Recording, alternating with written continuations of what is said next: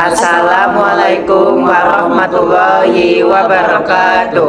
Saya sendiri, Fatri Balam Putra. Saya Amelia Di Febrina. Saya Randi Okta Fernando. Saya Eugenia Sukma Fitriani. Saya Muhammad Prima Guzola. Kami akan membahas materi tentang stereotip, prasangka, dan diskriminasi. Baiklah, yang pertama kita akan membahas tentang stereotip.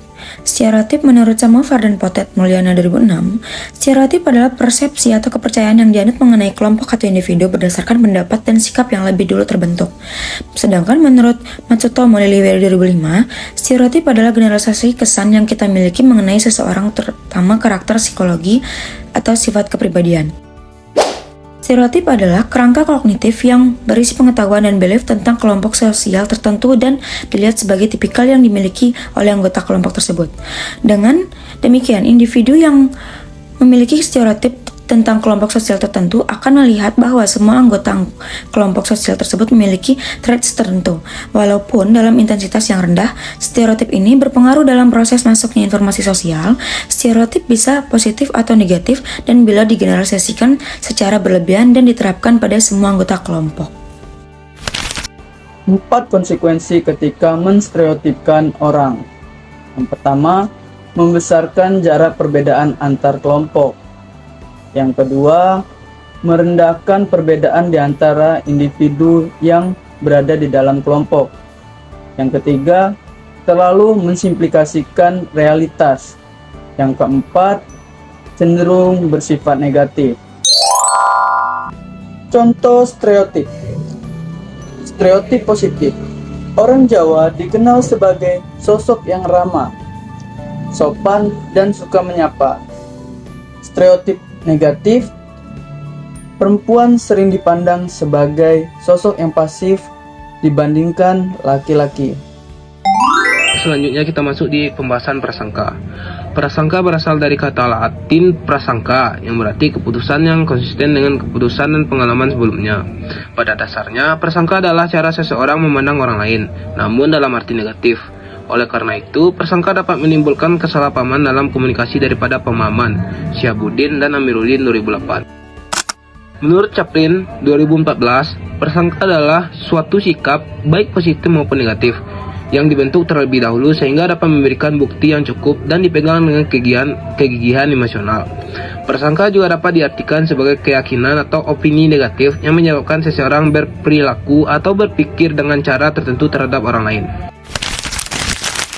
Definisi prasangka menurut Baron dan Brand Judita 2015 menyatakan bahwa prasangka adalah suatu sikap biasanya negatif terhadap anggota suatu kelompok tertentu karena mereka adalah anggota kelompok tersebut. Prasangka merupakan sikap negatif yang ditunjukkan pada individu atau kelompok tertentu. Prasangka juga membuat keputusan sebelum mengetahui fakta yang relevan tentang objek tertentu. Prasangka muncul karena adanya penilaian yang kurang cermat sehingga dapat terjadi penyimpangan informasi yang sebenarnya. Terdapat 4 sumber prasangka. Yang pertama, konflik langsung antar kelompok. Prasangka berkembang dari kompetisi antar kelompok sosial untuk memperoleh komoditas berharga dari kesempatan. Yang kedua, peran pembelajaran sosial. Sumber prasangka secara langsung menyatakan bahwa prasangka dipelajari dan dikembangkan dengan cara yang sama melalui mekanisme mendasar yang sama. Yang ketiga, kategori sosial. Membagi dunia sosial dalam 2 kategori yang berbeda, kita dan mereka. Yang keempat, stereotip. Komponen kunci dari prasangka. Selanjutnya, kita masuk ke contoh prasangka.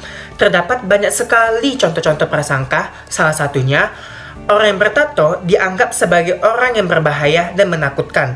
Yang kedua, teman yang tidak tersenyum dan tidak menyapa kita saat bertemu dianggap teman yang tidak menyukai kita.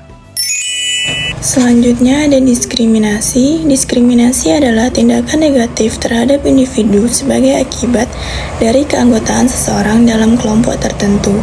Tingkah laku negatif pada anggota di luar kelompoknya berdasarkan pandangan dari kelompok mereka. Kemudian diskriminasi mengendalikan tingkat prasangka dan diskriminasi. Menurut Baron dan Brain, menjelaskan teknik-teknik yang dapat digunakan untuk mengendalikan prasangka dan diskriminasi sebagai berikut. Yang pertama, belajar untuk tidak membenci. Yang kedua, meningkatkan intensitas kontak. Yang ketiga, rekategorisasi. Yang keempat, intervensi kognitif. Yang kelima, social influence. Yang keenam, coping terhadap rangsangan. Ada beberapa contoh stereotip, prasangka, dan diskriminasi. Contoh stereotip positif adalah teman yang suka berkata kasar, padahal dia yang paling memiliki sifat pendiam pada teman-temannya. Kemudian contoh prasangka adalah teman yang suka berkata kasar dianggap orang yang tidak berpendidikan dan tidak sopan. Kemudian contoh diskriminasi adalah menjauhi dan menghindari teman yang suka berkata kasar karena takut terbawa pengaruh lingkungan yang negatif dan tidak mau berteman lagi.